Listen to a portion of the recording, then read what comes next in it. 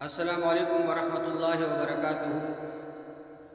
پیارے بھائیوں، میں نے آپ کے لیے ایک بہترین ٹاپک لایا ہے۔ آئیے چلتے ہیں ہم اپنے ٹاپک کی طرف۔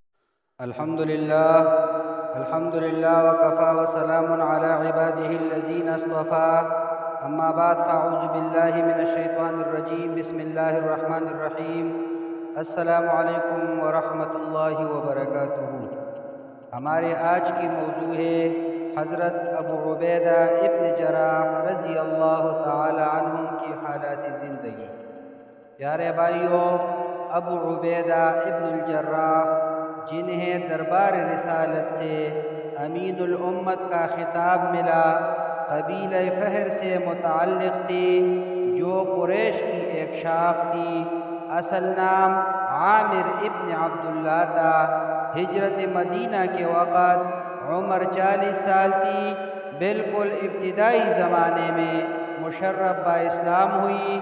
دیگر مسلمانوں کی طرح ابتدا میں قریش کے مظالم کا شکار ہوئی۔ حضور صلی اللہ علیہ وسلم سے اجازت لے کر حبشہ ہجرت کر گئے، لیکن مکی دور ہی میں واپس لوٹ آئے۔ نبی کریم صلی اللہ علیہ وسلم سے چند روز قبل اذن نبی صلی اللہ علیہ وسلم سے مدینہ کی طرف ہجرت کی اور حضور صلی اللہ علیہ وسلم کی آمد تک قباء میں قیام کیا۔ مواخات مدینہ میں معزز انصاری صحابی ابو طلحہ رضی اللہ تعالی عنہ کے بھائی بنائے گئے۔ بے مثال خدمات اسلام کی وجہ سے حضور صلی اللہ علیہ وسلم نے جن صحابہ کو دنیا میں جنت کی بشارت دی، ان میں سے ایک ہے۔ پیارے بھائیوں، عہد صدیقی میں ابو عبیدہ کو حمص کی فتح پر مامور کیا گیا تو آپ کئی گنا زیادہ نفری والے دشمن کا مقابلہ کرتے ہوئے بصرہ کو فتح کرتے ہوئے جابیہ پہنچے، جہاں سے رومیوں اور شامیوں کی جنگی تیاریوں اور منصوبے کے بارے میں رپورٹ دربار خلافت بھیجی۔ حضرت ابو بکر صدیق رضی اللہ نے یزید ابن ابو سفیان، شرجیل ابن حسنہ اور عمر ابن العاص کو آپ کے پاس پہنچنے کی ہدایت کی۔ مشرقی محاذ سے خالد ابن ولید وہاں پہنچے اور اسلامی لشکر نے آپ کی قیادت میں اجنادین کا معرکہ جیتا۔ پیارے بھائیوں، عہد فاروقی میں چند سال تک شام کے لشکر کی قیادت خالد ابن ولید کرتے رہے، لیکن کم و بیش 5 سال بعد 17 ہجری میں فاروق اعظم نے خالد ابن ولید کو ابو عبیدہ ابن الجراح کے ماتحت کر دیا۔ قیادت کی ان تبدیلیوں سے جہاد کے مقاصد کے حصول اور مہمات کی ترتیب و کامرانی میں کوئی فرق نہ آیا۔ اس کا بہت بڑا سبب ابو عبیدہ ابن الجراح کا وہ منجا ہوا انداز قیادت تھا، جس کی وجہ سے وہ دوسری پوزیشن میں رہتے ہوئے بھی اپنی صاحب رائے پیش کرتے، اس پر عمل کرتے اور کرواتے اور اپنے ساتھیوں کا بھرپور تعاون حاصل کرتے۔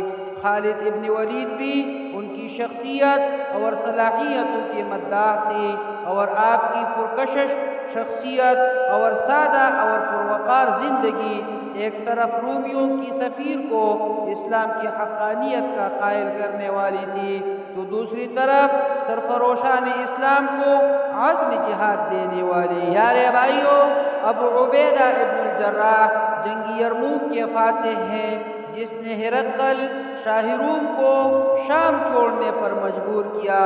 بیت المقدس کے فاتح ہیں، جو دین کا عظیم روحانی مرکز ہے۔ آپ نے بیت المقدس میں پہلی نماز وہاں پڑھی جہاں آج کل مسجد اقصیٰ ہے۔ ابو عبیدہ فتح شام کے بعد شام کے پہلے گورنر تھے۔ وہ جرنیل بھی تھے، اچھی منتظم بھی اور دین اسلام کی مبلغ بھی تھی۔ امین الملت کی زندگی کا آخری معرکہ حمص کی وہ خونریز جنگ ہے جس میں ہرقل نے شام واپس پلٹنے کی آخری کوشش کی لیکن ناکام ہوا اور اس کے بعد اس نے کبھی شام کا رخ نہ کیا۔ پیارے بھائیوں، فاتح شام اور فاتح بیت المقدس کی شان فقر کا اندازہ اس سے ہو سکتا ہے کہ جب فاروق اعظم بیت المقدس تشریف لے گئے تو آپ نے اپنے بھائی ابو عبیدہ ابن الجراح سے فرمائش کر کے ان کے ہاں گانا گایا، جس میں صرف چند سوکھی ہوئی ٹکڑے تھی جن کو ابو عبیدہ رضی اللہ نے پانی کے ساتھ گایا کرتے تھے۔ حضرت عمر رضی اللہ نے فرمایا شام میں آ کر سب ہی بدل گئی، لیکن ابو عبیدہ ایک تم ہو کہ اپنی اسی وضع پر قائم ہو۔ ایک اور موقع پر فاروق اعظم رضی اللہ نے آپ کے بارے میں فرمایا الحمدللہ مسلمانوں میں ایسے لوگ موجود ہیں جن کی نظر میں سیم و زر کی کچھ حقیقت نہیں۔ پیارے بھائیوں، 18 ہجری میں مسلمانوں کی لشکر میں طاعون کی وبا پھوٹ نکلی جسے امواس کی طاعون کہا جاتا ہے۔ اس موذی وبا نے بہت سے مسلمانوں کی جان لے لی، ان میں سے ایک سپہ سالار اعظم امین الملت ابو عبیدہ بھی تھے، جن کو عمر فاروق رضی اللہ نے مدینہ واپس بلانے کی کوشش کی، لیکن انہوں نے جواب دیا کہ میں مسلمانوں کی فوج میں ہوں اور میرا دل ان سے جدا ہونے کو نہیں چاہتا۔ اس طرح 58 برس کی عمر میں یہ تاریخ ساز شخصیت مالک حقیقی سے جا ملی۔ اقول قولی ھذا استغفر اللہ لی ولکم ولسائر المسلمین۔